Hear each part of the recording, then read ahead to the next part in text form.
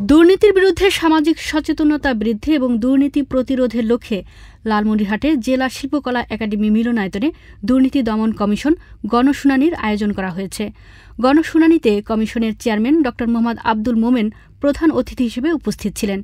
এ অনুষ্ঠানে দুদকের কমিশনার মিয়া মুহাম্মদ আলী আকবর আজিজি বিশেষ অতিথি হিসেবে উপস্থিত ছিলেন। গণশুনানিতে বিভিন্ন সরকারি অফিসে সেবা প্রাপ্তিতে হয়রানির শিকার বা সেবা বঞ্চিত জনসাধারণ তাদের অভিযোগসমূহ লালমনিরহাট জেলার সকল সরকারি দপ্তর প্রধানদের উপস্থিতিতে কমিশনের সামনে তুলে ধরবেন। একই সাথে সেবা বঞ্চিত জনসাধারণের উত্থাপিত অভিযোগের বিষয়ে দুদক কর্তৃক তাৎক্ষণিক সিদ্ধান্ত গ্রহণ করা হবে। সরকারি পরিষেবা প্রাপ্তি নিশ্চিতকরণ এবং সরকারি কর্মকর্তাদের মাঝে সততা, নিষ্ঠা, জবাবদিহিতা ও মূল্যবোধ বৃদ্ধি করার মাধ্যমে দেশ থেকে দুর্নীতি নির্মূল করাই উক্ত গণশুনানির মূল অভিপ্রায়।